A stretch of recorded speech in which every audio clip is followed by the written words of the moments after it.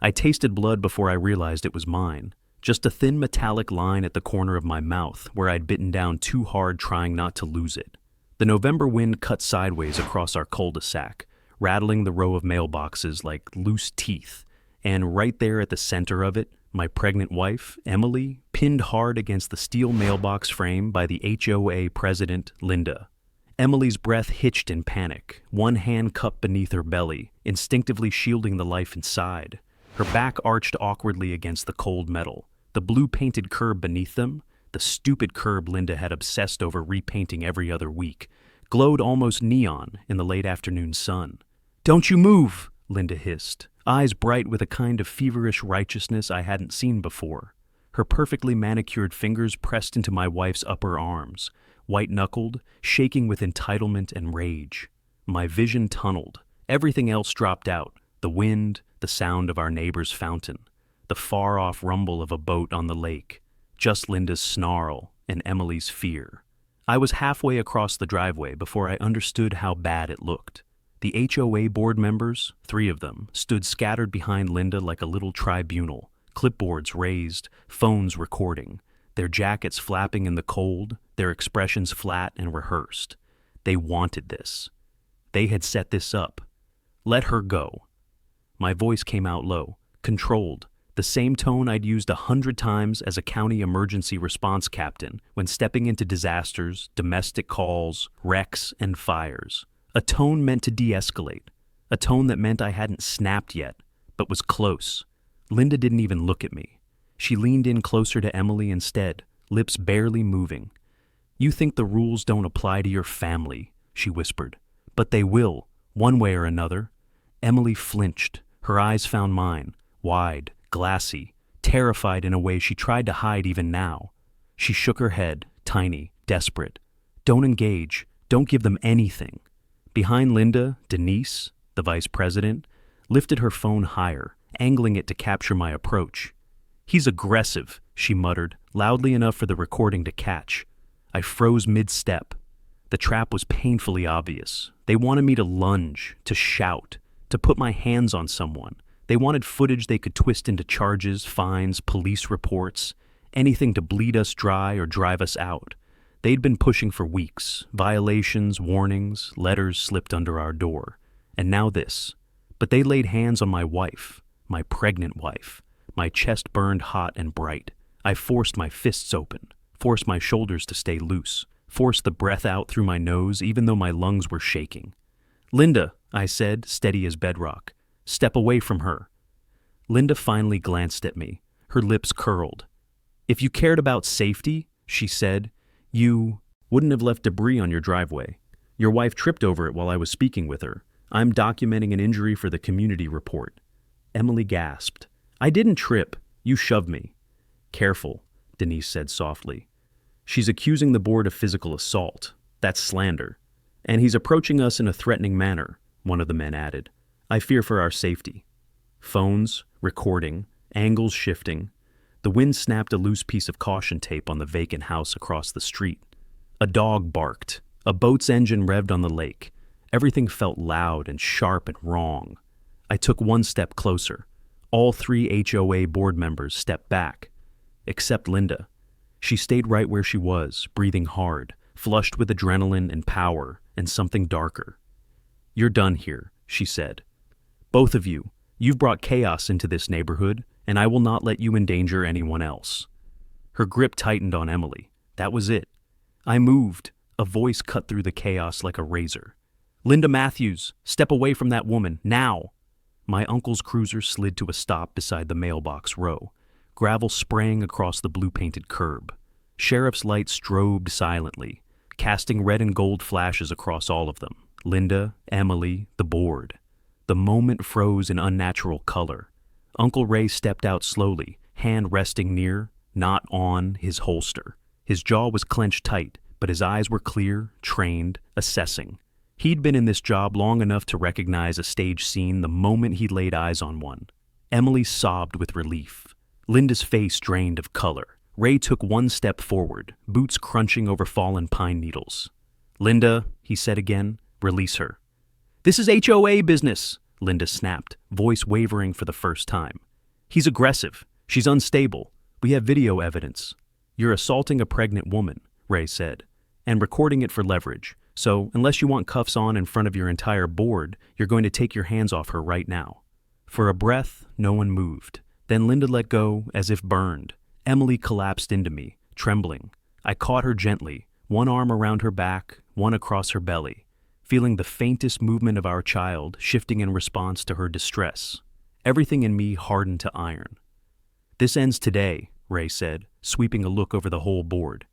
Every last piece of this harassment ends. Linda opened her mouth, but Ray raised a hand sharply. Save it for the station, or better yet, he tilted his head, voice dropping.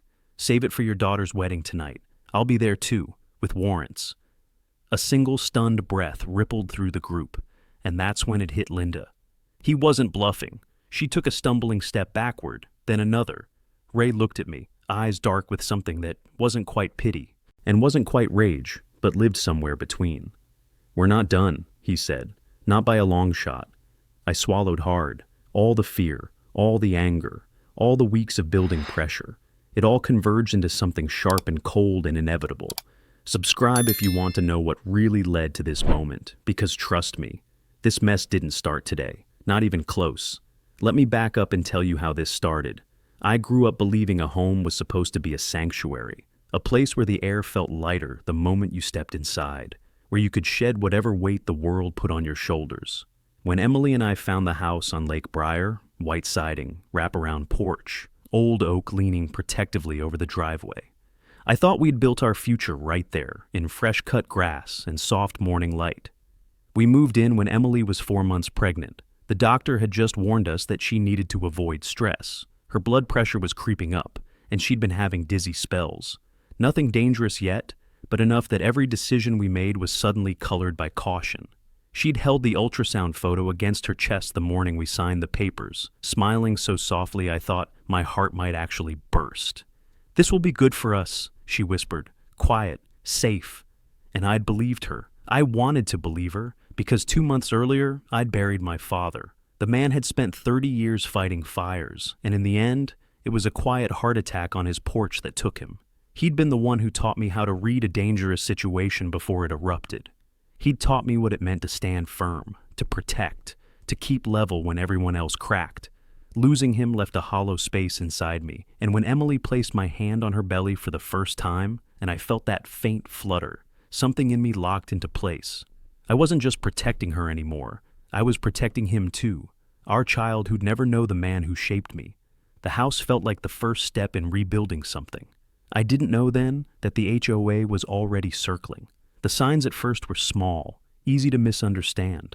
A woman with iron-straight blonde hair and a navy windbreaker waved at us that first week while walking her dog. She smiled, but there was something calculating in the way her eyes flicked over our porch, our driveway, the boxes stacked neatly beside the garage. "Welcome," she called. "I'm Linda, the HOA president. Let me know if you need anything." I didn't think anything of it. Neighborhoods had rules. Someone had to run them. Most people I'd met in her position were simply doing a job no one else wanted. But Emily paused the moment Linda walked away. "She gives me the creeps," she murmured. "She just wants to make sure we're settling in." Emily didn't look convinced. The first notice arrived 2 days later. A folded sheet of paper tucked neatly into the crack of our door. The tone was polite but firm. "Welcome to Lake Briar. Please correct the following violation within 72 hours. Trash cans visible from street." I frowned. The cans were lined neatly along the side of our garage, exactly where the previous owners had kept them. But I moved them anyway. No big deal. 3 days after that, another notice appeared. "Porch light bulb wattage exceeds HOA approved brightness." I held the paper under the porch lamp itself, baffled. The bulb had come with the house. Emily touched my arm. "Maybe they're just strict. We can change it." But her voice had already started to carry worry. By the second week, I'd replaced bulbs, tightened fence slats, repainted the mailbox post, and still the notices kept coming. And with each one, Emily grew a little quieter. "I feel watched," she whispered one morning, "like someone is standing behind me when I'm outside." I'd put my hand on her back, warm beneath her sweater. "I won't let anything happen to you." The day I met our neighbor, Mason, was the first time I realized something far deeper was wrong. I had just loaded new house numbers into my truck when he approached from across the cul-de-sac, a tall guy in his 40s, military-cut hair, sunburned neck, cautious eyes. "You're the new one," he said simply. I nodded. "Trying to make the place match the rule book?" He snorted quietly, shifting his weight. His fingers tapped against the folded newspaper in his hand, nervous. "That rule book changes depending on who they want gone." I blinked. "Come again?" He looked over his shoulder, then back at me. "Word of advice. Keep your cameras running. Don't assume anything they accuse you of will be true. And don't ever let your wife be alone with Linda. Ever." A cold, crawling feeling slid up my spine. "You sound like you've seen something." He gave a slow, tight nod. "I've lived here 8 years. I've seen too much." Before I could ask anything else, he stepped back. A stiff half-smile passed across his mouth. "If you ever need to know what's really happening here," he murmured, lowering his voice even further, "I'm 2 doors down. Gray house. Knock twice." Then he walked away. Emily's dizziness got worse in the following weeks. The doctor put her on modified bed rest. She stayed indoors more, and every time she stepped onto the porch, Linda seemed to appear within minutes, strolling by with her phone angled just so, as if waiting to catch something. One afternoon, Emily came in shaking. She asked to see the inside of our house. What? She said she was checking for unauthorized renovations. I told her no. She tried to step past me anyway. My jaw clenched so tight it hurt. She can't do that. Not legally, not under any HOA authority. She acted like she could. Emily swallowed, pressing a hand to her stomach. She told me I should be careful. That accidents happen easily during pregnancy. A beat of silence. My pulse kicked into a faster rhythm. What exactly did she say? That she hoped nothing would cause me to fall. I saw red. Actual red. I grabbed my jacket, keys, the whole world narrowing to a single point of fury. But Emily grabbed my sleeve. "Don't," she whispered. "Don't give her anything she can use." She was right, and that terrified me more than anything, because it meant Emily understood we weren't dealing with strict rules. We were dealing with a woman hunting for leverage. The next morning, I woke to the sound of gravel crunching outside. When I stepped onto the porch, my breath caught. 2 board members stood at the edge of our driveway taking photos. Of what? I didn't know. The concrete was spotless, the lawn trimmed, the porch freshly painted, everything perfect. But they photographed it anyway, murmuring quietly. A slow dread began to settle into my bones. Then came the letter claiming our fence, installed by the previous owner, was a safety hazard requiring immediate correction. The allegation that our porch railing was loose, that our dock lighting wasn't compliant. I checked everything myself. Nothing was loose, nothing was out of spec, nothing violated anything. But they fined us anyway. Every notice ended with the same line: failure to comply will result in escalation. Escalation. The word stuck in my head like a splinter. By the end of the month, Emily could barely sleep. She would wake at 2 or 3 in the morning, hand over her stomach, whispering she felt watched. I'd stand at the window, scanning the street. And twice, just twice, but enough to confirm my fear, I saw a figure near the mailbox row, standing there, staring at our house, unmoving. The camera caught nothing but a silhouette. But the height, the posture, Linda. I doubled our exterior cameras, installed motion sensors, reinforced the door frames. I told Emily it was because I was being cautious, but really, I knew something was building, something inevitable, something coming. And it wasn't until Mason knocked on my door one night, late, nervous, eyes darting, that I learned just how right I was. He shifted inside my doorway, arms crossed protectively as if holding in a secret. "They're meeting tonight," he murmured. "Not at the clubhouse, at Linda's. An HOA meeting? A secret one, no notice posted. They don't want anyone knowing." He swallowed hard. "And it's about you." My stomach dropped. Mason stepped closer, voice low. "I think they're planning something that's going to hurt your family." My jaw tightened. "What did you hear?" "Enough." His eyes flicked toward the street. "But not everything. You need to be ready." He hesitated. his thumb rubbing against his palm, a tiny, betraying rhythm of worry. Then he said words that changed everything. "They're not just trying to fine you, man. They're trying to get you removed." "Removed how?" His gaze lifted. "By force." The room went silent around us. Wind rattled the porch railing outside. And I knew, with a clarity that chilled me straight through, the time for hoping they'd stop was over. The war had already begun. The escalation, the secret plans, and the unfolding trap continue seamlessly in the next message. I didn't sleep that night. I lay there beside Emily, listening to the shallow rise and fall of her breath. One hand on her belly, just to reassure myself she was still calm, still here, still safe. But my mind replayed Mason's warning over and over, unraveling the implications one thread at a time. Removed by force. There were only a few ways an HOA could attempt something like that, and none of them were legal. Harassment, false reports, faked safety violations severe enough to claim the property was unsafe for occupancy, manufactured altercations that made me look violent, anything to get law enforcement involved, anything to get us out. The thought sent a low, burning panic across my ribs. I'd handled dangerous people before, drunk drivers, violent offenders, men in homes consumed by flames, but this was different. This was calculated, pre-planned, carried out by people who wore polite smiles and walked golden retrievers and waved to children at bus stops. People who felt safe while they were hurting you. The next morning, as I walked down the driveway, I noticed fresh scuffs along the concrete. Small, circular, almost like someone had dragged something heavy. They hadn't been there the day before. The mailbox row looked disturbed too. The gravel at the base kicked out wider than usual.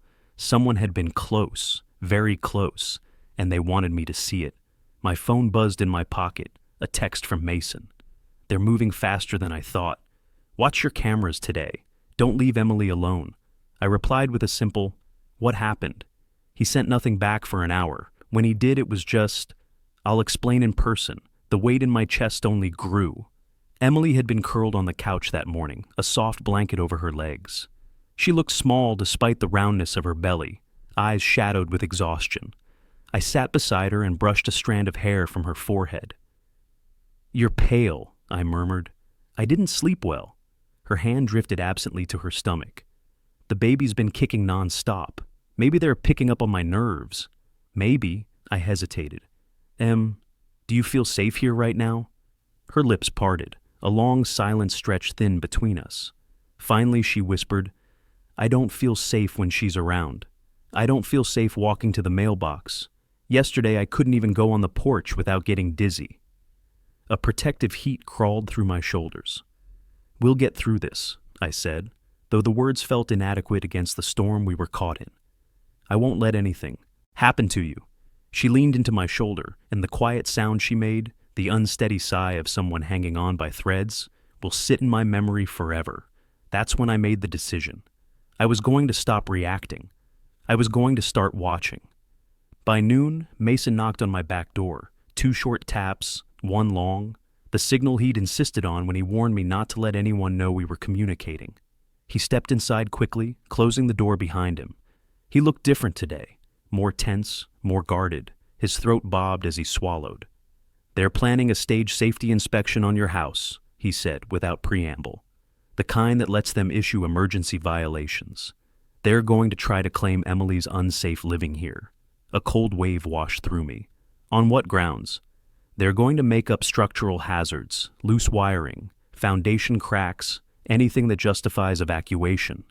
My breath stilled. He continued, softer now. "And they're planning to provoke you during it. They want you to snap. They want footage." I rubbed my jaw. "How do you know all this?" His eyes flickered down, then back up, hesitation etched in every small movement. "Because I overheard them last night. I wasn't supposed to be near Linda's yard, but her office window was open. Denise and Susan were inside with her. And they just talked openly about this? They think no one will challenge them." His hands flexed at his sides. "They think you're isolated, new, vulnerable." I gave a bitter huff. "They're underestimating the wrong man." "No." His gaze sharpened. "They're trying to get to your wife. They're underestimating how far you'll go to protect her." He was right. God, he was right. Mason shifted uneasily, lower lip pressed between his teeth. There's more. I waited. They mentioned forcing an incident. His voice dropped further. Involving your wife, something that would look like she got injured on your property because of negligence. A pulse of nausea hit me. Emily, who was carrying our child.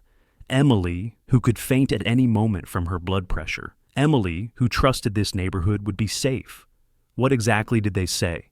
Mason inhaled carefully. His eyes darted briefly toward the back windows as if expecting someone to watch. They want something dramatic, something emotional, something that makes the community side with them and not you. My hands curled into fists. And Linda said, he continued shakily, pregnant women fall all the time, especially when they're stressed. For a long moment, my vision swam. I stood so fast Mason stepped backward, hand instinctively brushing the secret recording device in his jacket pocket. He didn't mean to reveal it, but he did. My eyes snapped to it. You got it recorded? A flicker of guilt crossed his expression. Not everything, but enough. Enough to show intent. Enough. Enough to prove they were orchestrating something. I drew in a slow breath, forcing my thoughts back to order. What's their timetable? Soon. Very soon. Maybe today. My stomach tightened. This is just the beginning, Mason said quietly. They're setting up a larger incident. I can feel it. They want a confrontation they control, one where they can frame you as dangerous. They won't get it, I said, but the promise tasted like fire in my mouth. His jaw worked. Then you need to be ready when the trap springs. I looked toward the lake, the water choppy under a stiff wind. Our dock swayed gently. The porch creaked with settling wood. The driveway shimmered under afternoon sun. All our symbolic spaces, all now compromised. Mason's voice barely rose above a whisper. They're going to use the house inspection to start it, but the real plan comes after. What real plan? The confrontation. They want it to happen in public, in front of witnesses. My pulse quickened. Probably at the Mailbox row, he added. Linda kept talking about public safety visibility, and she mentioned getting the board together there. Of course. The Mailbox row, a symbolic constant, always in view of the cameras, always in view of neighbors. The perfect stage, the perfect trap. I felt the cold certainty settle deeper. This ends with them pushing someone, I murmured. Someone vulnerable. Mason nodded once. I stared back at my house, the place I'd vowed would be safe, and felt something inside me shift, harden, focus. No more waiting, no more hoping. I was going to be one step ahead. I was going to protect Emily, not reactively, but decisively. I turned to Mason. Stay close today. If anything happens, anything at all, record it. Don't intervene until I give you the signal. His expression tightened. What signal? You'll know. My voice dropped into something steady and unshakable, forged from years in disaster zones, burning buildings, highway collisions. Because once I give it, things will move fast. He swallowed, then nodded. And for the first time since moving here, I felt like I wasn't fighting alone. The inspection came sooner than either of us expected, just before dusk, when the sun bled red across the treetops and the shadows stretched long over the lake. 3 HOA board members marched up our driveway wearing reflective vests and holding clipboards. Linda walked in front, chin high, strands of blonde hair whipping in the wind. Emily gripped my hand. Mason watched from his porch, pretending to check his mail. My cameras were already rolling, and deep in my bones, I felt it. The trap was about to spring. A strange stillness settled over the cul-de-sac as the so-called inspection team approached our house. Not the stillness of peace, no, this one carried weight, intent, a deliberate hush before something breaks. The sunlight, all was fading into a bruised lavender sky, shadows of the tall pines stretching across the street like bars. I stepped onto the porch with Emily just behind me. She stayed close, one hand on her belly, the other clutching the railing as if grounding herself. Linda's boots clicked sharply against the driveway. She moved with exaggerated authority, chin lifted, vest reflecting the last streaks of daylight. The 3 board members behind her, Denise, Susan, and Greg, spread out like a formation. Phones ready, clipboards lifted, eyes trained on us with startling coldness. "Evening," I said, voice calm but edged with warning. Linda didn't return the greeting. She stopped at the bottom of the porch steps and looked up at me as though she were staring down a child. "We're conducting an urgent safety inspection. We notified the community this morning." "You didn't notify me," she smiled, a thin, tight stretch of lips. "Some homeowners don't respond well to communication." Emily's grip tightened around my arm. I forced my voice to remain steady. "You don't have authority to enter our home." "We don't need to go inside yet," Linda replied. "There are exterior safety issues we must address immediately." She glanced back at the others, a silent cue. That was when the performance began. Greg stepped toward the porch railing, pressing down on it with a dramatic flourish. "Loose," he announced, even though the wood didn't budge. Denise circled the side of the house, running her fingers along the siding. "Possible structural warping?" Susan took the pictures of the ground near the driveway. "Trip hazards everywhere," Emily whispered behind me. "This is insane." One of the motion sensors clicked softly, and I knew Mason had moved into clearer view, a subtle shift from shadow to vantage point. His phone angled downward, recording discreetly. His jaw was tight, his posture alert. Linda pretended not to see him. She stepped closer to me, eyes shining with something that wasn't anger. It was triumph. "We're concerned for your wife's safety," she said. Given her condition, her gaze flicked pointedly to Emily's stomach. "A fall here could be catastrophic." Every muscle in my body snapped tight. "Be careful with your words," I said quietly. But she wasn't trying to be careful. She was setting the stage. "We need to test your steps," Linda announced, turning to her team. "This porch may be too steep for someone in her state to navigate safely." Emily flinched. "I'm not an invalid." Linda raised her brows in mock concern. "Hormones can affect balance." I stepped down one stair. "You're done. Leave." She exhaled, long and patronizing. "A shame. Non-compliance forces escalation." There it was again. Escalation. The entire board moved closer, not touching us, but forming a loose semicircle around the bottom of the porch. Cameras up, phones ready. Linda glanced subtly toward the mailbox row. I followed her gaze. Something in my gut dropped. A small cluster of neighbors was slowly gathering there, pretending to collect their mail, pretending to chat, pretending they weren't watching the drama unfold like spectators at a show. This wasn't spontaneous. This was coordination. Linda turned back to me with a smooth, practiced sigh. "If you refuse to cooperate with the inspection, we'll need to document your hostility." "I'm not hostile," I said, keeping my breathing level. "But this inspection is fraudulent." She tilted her head. "Then why are you raising your voice?" "I'm not raising my voice." "But you are standing very close," Greg added, stepping backward as if threatened. "I fear you're escalating." Emily whispered, "They're baiting you." She was right. The realization settled in my veins like ice. Linda stepped one stair up. Emily involuntarily stepped back. "That's enough," I said. "We're concerned about her health," Linda insisted, inching up another step. "We need to make sure she isn't at risk of—" "Linda," Emily snapped, voice trembling. "Back away from me." Linda's gaze sharpened. That tiny refusal from Emily, gentle, frightened Emily, ignited something venomous in her. Her expression twisted, but only for a heartbeat, before smoothing into concern. "Oh dear," she murmured loudly for the audience. "She seems unstable." Emily recoiled, breath catching. I stepped fully between them. Linda stopped moving but didn't break eye contact. Not with me, not with Emily, not with Mason recording from the side yard. It was all calculated. Now she needed the spark, the action that she could spin, the reaction she could provoke. She looked over her shoulder at her board. "Let's move this to a more visible location," she said, "for transparency." And with that, she turned and began walking toward the mailbox row, toward the crowd she'd orchestrated, toward the open space where she could provoke my wife with 100 witnesses present. I felt Emily shaking beside me. "They want you out in the open," she whispered. "They want to corner us." "They won't get the chance," I said, descending the last step. But I was wrong. They didn't need a chance. They were about to create one. Linda reached the mailbox row and spun sharply on her heel, pointing at us as if commanding an audience. "This homeowner," she announced, is refusing a safety inspection that is required for community protection. A few neighbors drifted closer. Some looked concerned. Others looked eager. I saw Mason move behind the hedge beside him, shifting for a better recording angle. Linda gestured toward Emily. His wife is visibly distressed. Emily stiffened.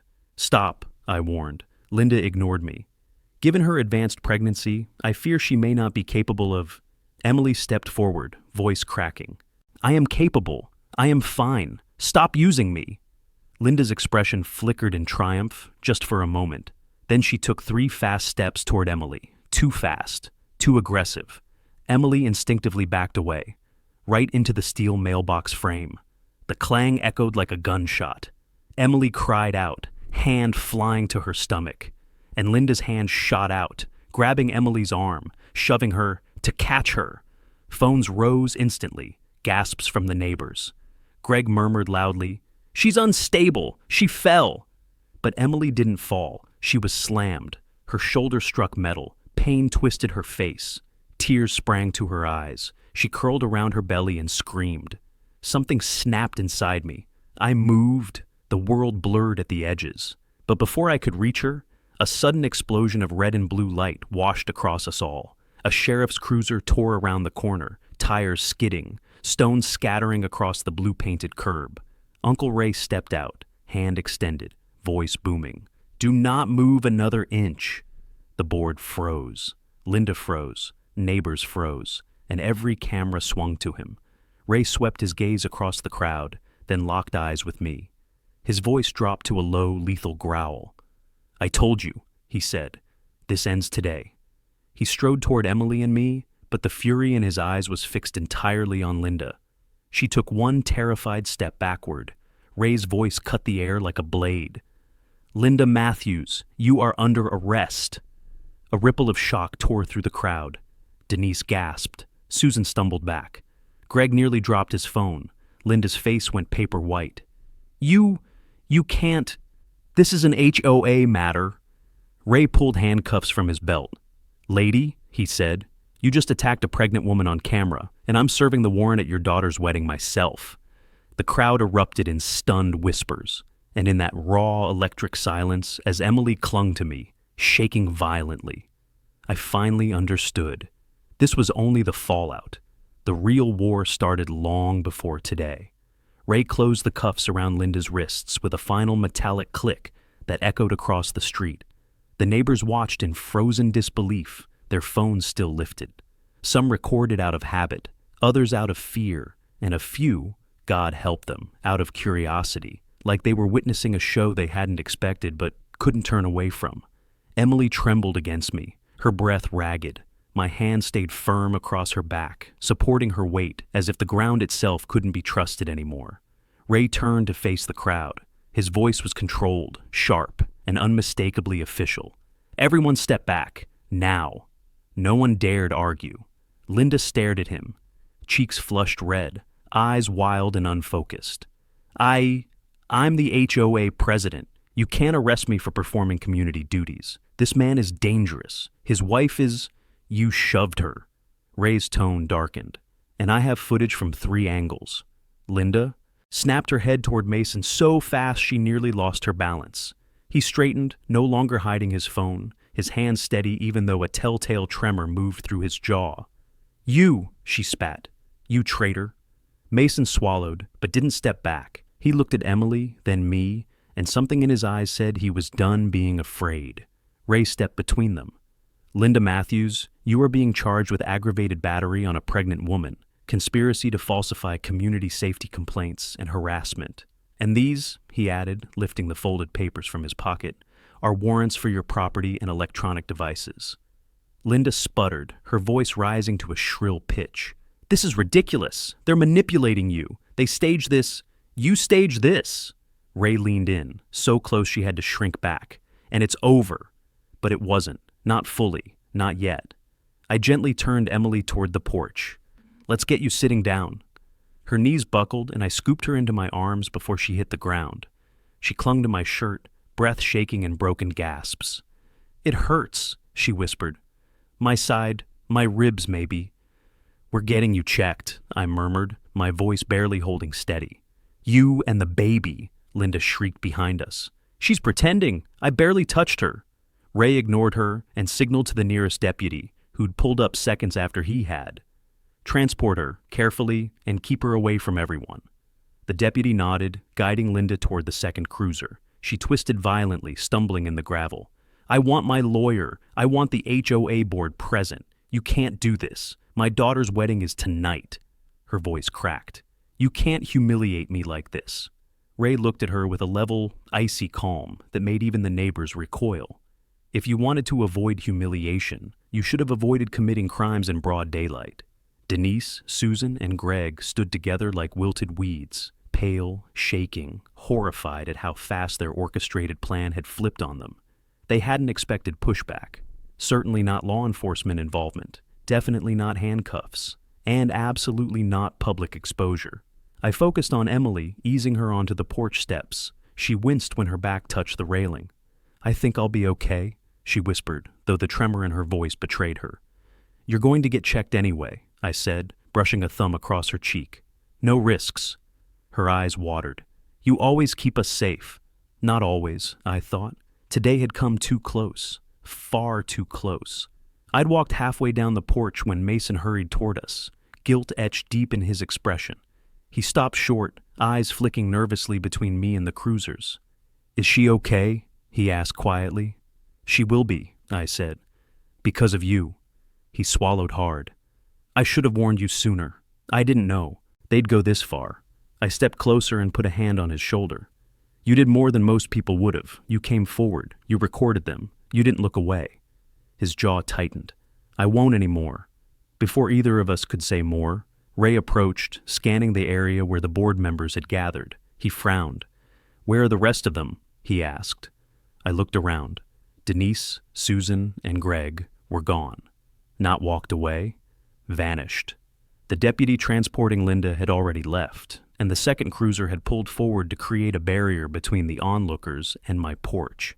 Ray muttered under his breath. Cowards. Mason stiffened. They'll be running back to the HOA office, maybe trying to cover files, hide evidence, blame each other. Ray didn't look surprised. They won't get far. I issued search orders for the HOA office this morning. Sheriff's deputies are already waiting there. I blinked. You were ready. Ray exhaled, a long, heavy breath. I didn't want to worry you or Emily, but after Mason came to me 2 nights ago with what he had, I started pulling everything I could. I looked sharply at Mason. He shifted, embarrassed but resolute. I couldn't stay quiet anymore, he said. Not when they started targeting your wife. Emily gave him a small, grateful nod. Ray continued. We've been tracking financial irregularities, fraudulent complaints, misuse of HOA funds, and a hell of a lot of intimidation. Today just gave us probable cause for everything else. The wind rustled the trees, sending leaves skittering across the driveway. The cul-de-sac was silent for the first time in weeks. No neighbors watching, no phones recording, no whispers rehearsed to frame us. For the first time since moving here, I felt the pressure ease from my chest.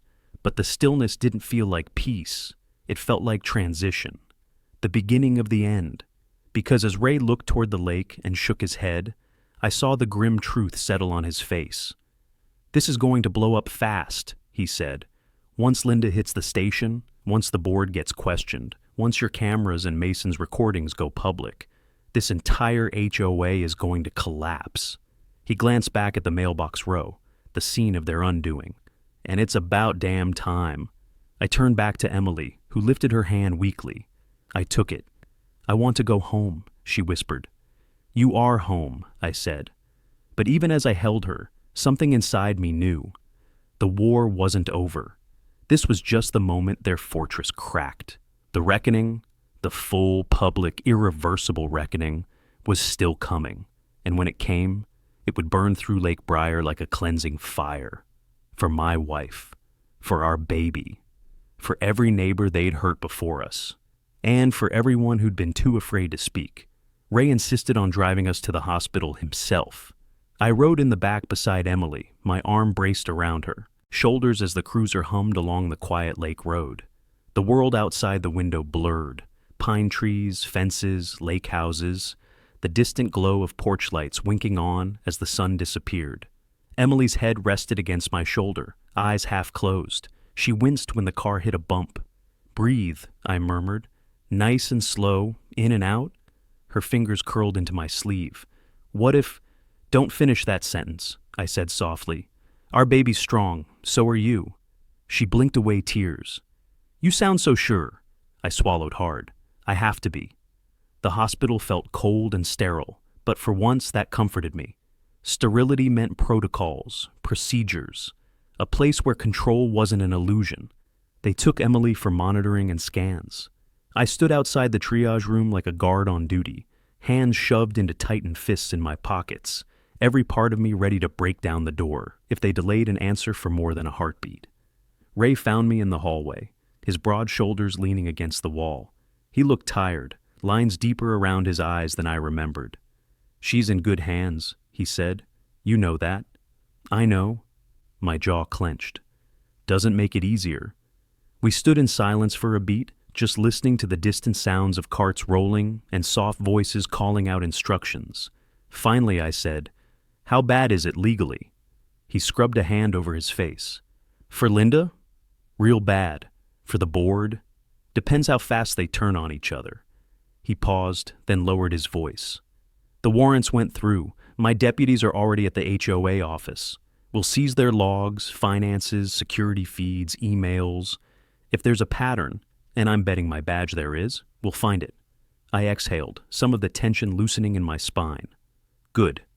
He tilted his head toward me. "That neighbor of yours, Mason, he's crucial. He had more recordings than he let on at first." I looked up. "How many?" "Enough that the DA perked up when he heard them." Ray's mouth twitched. "Enough that when I told him Linda's daughter's wedding is tonight, he said, 'Good, everyone important will be in one place.'" I couldn't help it. A dark, humorless half-laugh escaped me. "You're really going to her daughter's wedding?" "Oh, I'm not just going," Ray said, straightening. "I'm going with a team. Conspiracy, intimidation, fraud, harassment. It's not just an arrest at this point. It's a show of force. You don't terrorize a community under the guise of an HOA and walk away with a slap on the wrist." A nurse stepped out of Emily's room then, interrupting us. "Mr. Collins?" My heart lurched. "Yes?" She smiled, a real one, soft, reassuring. "Mom and baby are fine. Her ribs are bruised, and she's going to be sore. But there's no internal bleeding. The baby's heartbeat is strong." For a second, the world dropped away. The buzzing lights, the scuffed linoleum, the smell of antiseptic. All that mattered was the line, "Heartbeat is strong." I felt my knees nearly give out. Ray's hand landed solidly on my shoulder. "Can I see her?" I asked. The nurse nodded. "Just one visitor for now." I stepped into the room like a man walking into church. Emily lay on the bed, monitor strapped around her belly, little green lights blinking in steady rhythm. The soft, rhythmic sound of our baby's heart filled the quiet room like a distant drum. Her eyes were wet, but clearer. "We're okay," she whispered. All the anger, all the fear, all the fury at what had just happened surged through me at once, and then melted, just for a moment, into sheer, grateful relief. I sat beside her and took her hand, pressing my forehead to it. "I'm so sorry," I breathed. "I should have stopped this sooner. I should have gotten us out of there." She shook her head weakly. "This isn't on you. None of it. You did everything you could. It wasn't enough to keep you from getting hurt. But it was enough to make sure she paid for it," Emily said. Tears slid sideways down her temples. "You called Ray. You listened to Mason. You didn't give her the reaction she wanted. And now," her voice thickened, "now she's the one in handcuffs." We stayed like that for a while, hands intertwined, our baby's heartbeat thudding steadily through the monitor, a quiet, insistent promise that we still had something to fight for. When Ray came back, he had his hat in his hands. That alone told me what was coming next. "They're going to keep Emily overnight for observation," he said. "You stay with her. I'll handle the rest." I looked up. "Ray, I mean it." His voice was gentle but immovable. "Your place is here tonight. Mine is at that wedding." A bitter taste hit the back of my throat. "You're sure it's safe? It's her daughter's big day. Emotions will be running high." "All the better," he replied. "Less chance they'll think clearly. More chance they'll slip up and admit something." He hesitated. "And we'll have body cams running. This time, the cameras work in your favor." Emily's eyes shone. "You'll really arrest her there? In front of everyone?" "If I have the paperwork solid," Ray said. "And trust me, by the time I leave this hospital, it will be." He started to turn away, then paused at the door. "You did good today, both of you. You kept your heads. That matters, legally and otherwise." "And the board?" I asked. His jaw hardened. "Tonight I deal with Linda. Tomorrow? I start dismantling everything she built." When he left, the room felt strangely quiet, despite the rhythmic beeping. Emily reached for my hand again, tugging it gently toward her belly. "Feel," she whispered. A small kick thumped against my palm. Our child, alive, resilient, oblivious to the war raging outside, these hospital walls. I pressed a kiss to Emily's forehead. "I promise you," I murmured, more to the baby than to anyone else. "This will never happen again. Not on my watch, not to you, not to your mom." Outside the window, the last light faded. Somewhere across town, a wedding venue was being decorated. Flowers placed on tables, a white dress laid out, a band tuning instruments, and completely unaware, a bride was about to watch her mother's kingdom fall apart. Ray called me just after 9. I stepped into the hallway to answer, leaning against the wall beside the nurse's station. "Yeah, it's done," he said. I listened as he walked me through it, every sharp, humiliating, necessary detail. The venue had been a lakeside event hall, not unlike our own clubhouse, but far grander. Vaulted ceilings, fairy lights strung along the rafters, glass doors opening onto a manicured patio. The driveway had been lined with SUVs, the curb painted the same HOA-approved blue as the ones by our mailbox row, like the color itself was an infection. Linda had shown up late, Ray said. She'd posted bail and rushed straight there, still shaking, still furious, still convinced she could regain control by sheer force of will. She'd barely made it inside before the deputies intercepted her. "She tried to push past us," Ray told me, his tone a mix of disbelief and grim satisfaction. "Told us we were ruining her daughter's life, said it was all your fault, said the community would revolt." "Did the community revolt?" I asked dryly. He snorted softly. "Not exactly. Once we read the new charges aloud, fraud, intimidation, financial misconduct, the murmuring started. Turns out some people had questions about where their dues were going. Others had their own stories. She didn't realize how many people she'd stepped on to climb her little throne. And her daughter?" Ray was quiet for a moment. She was crying, angry, confused, but not at us. "At Linda, I guessed. At the mom who couldn't help but pick a fight instead of walking her down the aisle." His voice deepened, not unkind but unyielding. "Choices have consequences. Today, she met hers." He explained how, as Linda tried to spin a narrative about being targeted, a deputy played Mason's recordings over a portable speaker. Her voice, her words, her plans, playing loud and clear beneath the delicate arches of her daughter's wedding hall. "Pregnant women fall all the time," her recorded voice echoed, "especially when they're stressed." Gasps, a murmur of shock. Someone shouted, "Are you kidding me?" Her daughter, white dress trembling around the edges, had stared at her with glassy horror. "You said you were just enforcing rules," the girl had whispered. Linda had lunged for the speaker. That was when Ray stepped in and cuffed her again. "You're done, Linda," he'd said, not just as HOA president, as the woman who thought she could terrorize people and walk away smiling. He told me all this in a low, steady voice, but I could hear something else beneath it. Satisfaction. Not joy, not gloating. Just the satisfaction of seeing justice finally, undeniably served. In the days that followed, everything moved in fast-forward and slow motion at the same time. The HOA office was raided. Deputies hauled out boxes of files, computers, hard drives, thick binders. The maintenance shed by the community pool, the place I'd never paid much attention to, turned out to be stuffed with hidden cameras, unregistered lockboxes, and stacks of unprocessed violation letters they'd been ready to unleash when they wanted leverage. Neighbors gathered at the gates of the community, whispering in clusters. Some were furious, at Linda, at the board, at themselves for looking away. Others were scared, unsure what it meant, now that the iron grip that had ruled them had snapped. I walked the sidewalks with Emily in the evenings once she was cleared to move more. Slowly, arm in arm, we passed porches where people waved timidly, fences where kids peeked through slats, driveways where homeowners finally exhaled, as though someone had loosened a vice on their lungs. Mason became impossible for the board to ignore, mainly because there was no board anymore. They'd resigned.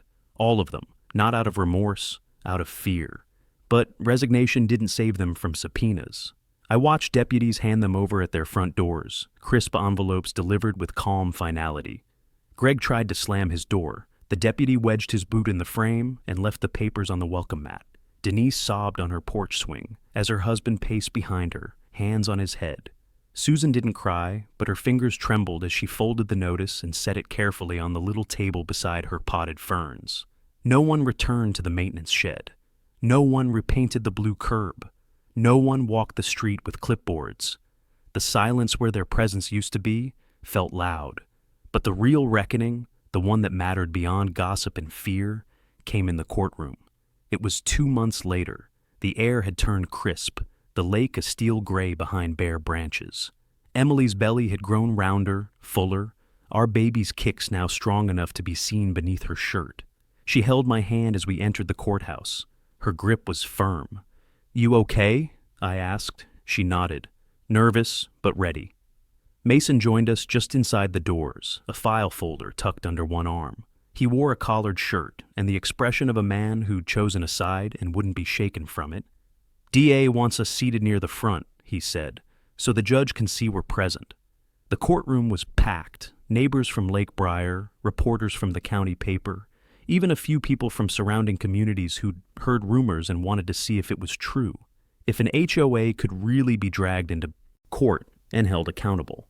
Linda sat at the defense table, hair stiffly curled, eyes ringed with dark circles.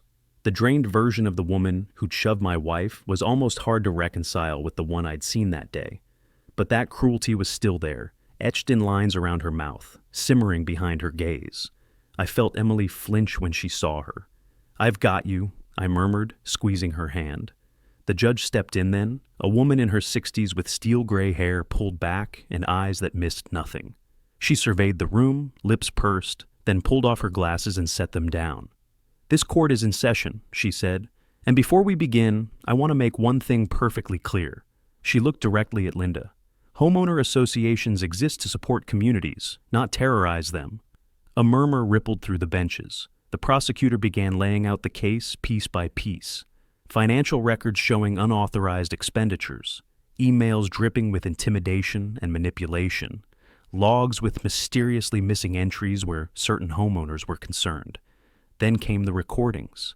Mason's voice played first, quiet but clear, identifying time and location. And then the audio that made my skin crawl even though I'd already heard it. Linda's voice crisp and confident. "If we push him a little, he'll snap. Men like that always do, especially with a pregnant wife around. They're so easy to provoke." The judge's jaw tightened. More audio. "Pregnant women fall all the time, especially when they're stressed." A sharp intake of breath from the gallery. Emily's hand spasmed in mine. The judge leaned back, eyes closed for a brief moment. When she opened them again, the air in the room felt colder. "Play the video," she ordered. They queued up footage from our driveway and the mailbox row, the day of the inspection, the day of the attack. There I was on the screen, calm but tense on the porch. There were the board members acting out their farce. There was Linda stepping too close, herding us toward the mailbox row, using the blue curb and shared space as a stage. There was Emily backing away. There was the shove. Even knowing it was coming didn't prepare me for the raw violence of seeing my wife thrown against metal, her body folding protectively over our unborn child. Someone in the gallery choked back a sob. The judge stared at the screen, face inscrutable, until the video ended and the soft sound of the baby's heartbeat monitor inside my head drowned everything else out. "Mrs. Matthews," the judge said slowly, "do you wish to alter your plea of not guilty?" Linda straightened. "I was enforcing safety protocols. The footage is misleading. They doctored it." The judge's voice snapped like a whip. "I have eyes and ears and a functioning brain. Do not insult this court." An electric shock moved through the room. The defense attorney leaned toward Linda, whispering urgently. She jerked her arm away, eyes flashing.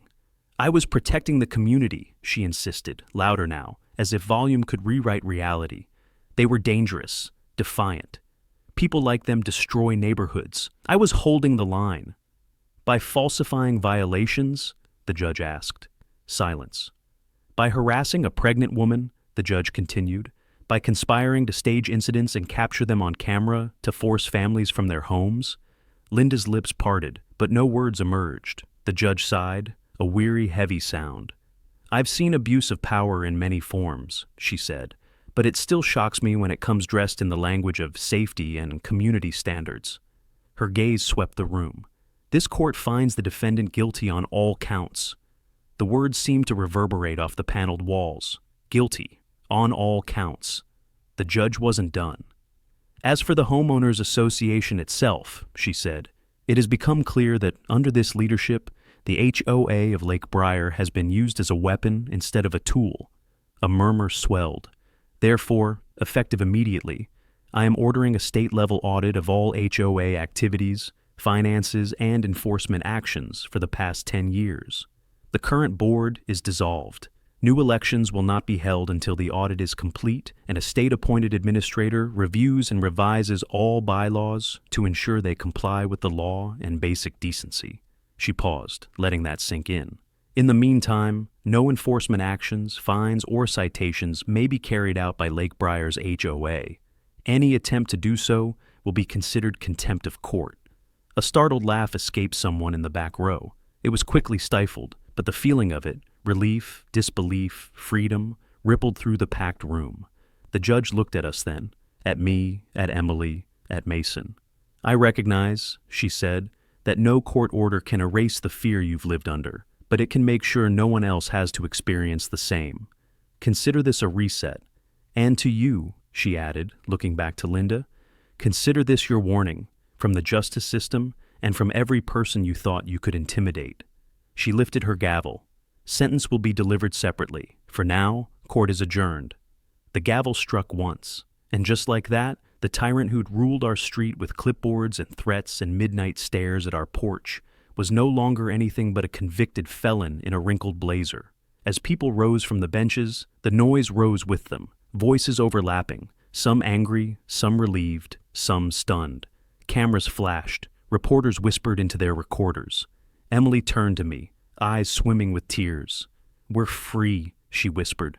I nodded, but the truth of that didn't fully land until we drove back through the community gates that evening. No one stood there taking plate numbers. No one monitored who came and went. The maintenance shed by the pool sat quiet, its padlock newly replaced by the sheriff's department. The fences along the walking path no longer felt like boundaries. They felt like simple structures again. Our driveway, once carefully photographed and scrutinized, was just concrete leading to our home. Just a driveway. We parked. I walked around to Emily's side and helped her out, hand steady at her elbow. The air was cold, the sky streaked pink and gold and deepening blue. Wind hissed softly through bare branches, carrying the faint scent of wood smoke from someone's fireplace. We walked down to the dock. Our dock. No one could lecture us now about the angle of our lights or the approved stain for the boards. The water lapped gently at the posts, catching the last colors of the sunset. Emily sat carefully on the edge, feet dangling just above the water. I sat beside her, close enough that our shoulders touched. Across the lake, porch lights flicked on one by one, small beacons, quiet declarations. We live here. We belong here. Not because an HOA says we do, but because we chose this place and built lives inside it. Emily rested my hand on her belly. Our baby rolled beneath my palm, pushing outward, as if reaching for the fading warmth of the day. I thought we'd lose this, she admitted softly. The house, the dock, the life we planned. So did I said. For a while. She turned her head, studying me. But you never showed it. I couldn't. My throat tightened. If I let it show, I might have fallen apart, and I needed to be solid, for you, for the baby.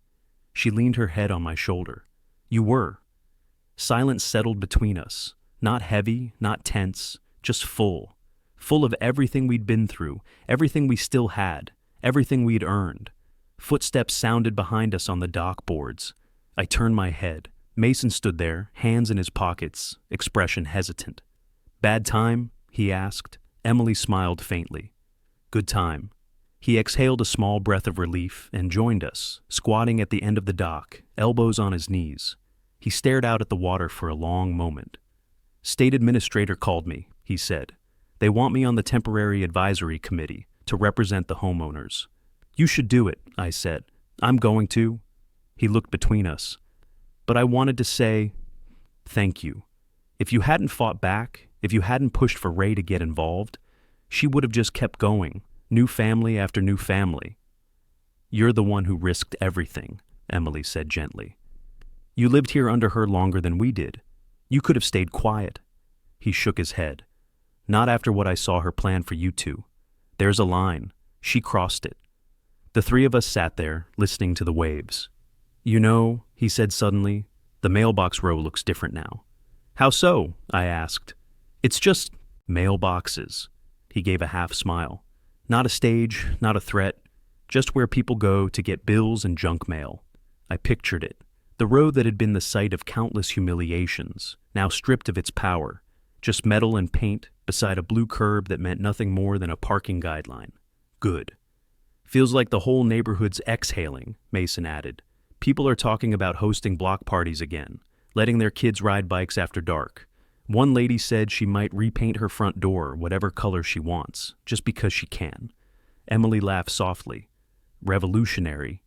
"Careful," I said. "Next thing you know, someone will plant flowers of the wrong height along their fence." We shared a quiet, genuine laugh, not the brittle kind forced through clenched teeth, the real kind, the kind that comes when a weight lifts. Mason rose after a while, dusting off his jeans. "I'll let you two have the dock." He hesitated, then looked at me. "Hey, for what it's worth, you handled it better than I would have. Zero doubt. I saw the way she put her hands on your wife. Most men would have tackled her." "Most men don't have an uncle who's the sheriff," I said dryly. He smirked. "Fair." But when he walked back up the dock toward his house, I knew what he meant. And a part of me, one hand on my future, the other on the woman I loved, was glad I hadn't given Linda exactly what she'd wanted. Emily watched him go, then turned back to the water. The sun had mostly dipped below the horizon now, leaving behind a muted glow. "Do you think it's really over?" she asked. "Not completely," I admitted. "There'll be sentencing, audits, rebuilding. But the fear?" I nodded toward the quiet street, the darkened HOA office, the still maintenance shed. "The constant threat?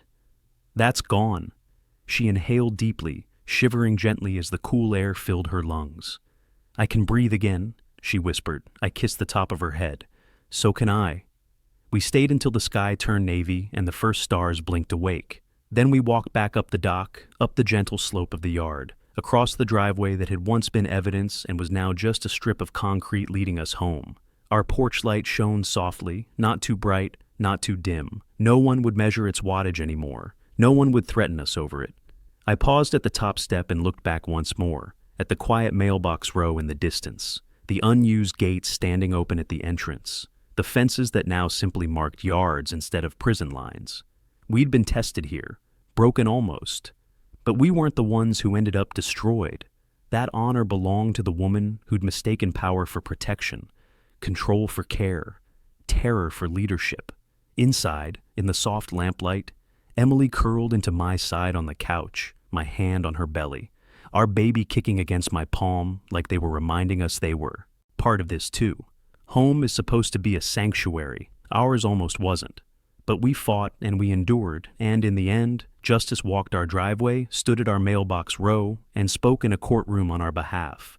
If you want to hear more stories of people like us pushing back when the powerful go too far, subscribe and stay close. Because this won't be the last time a little HOA underestimates the wrong family.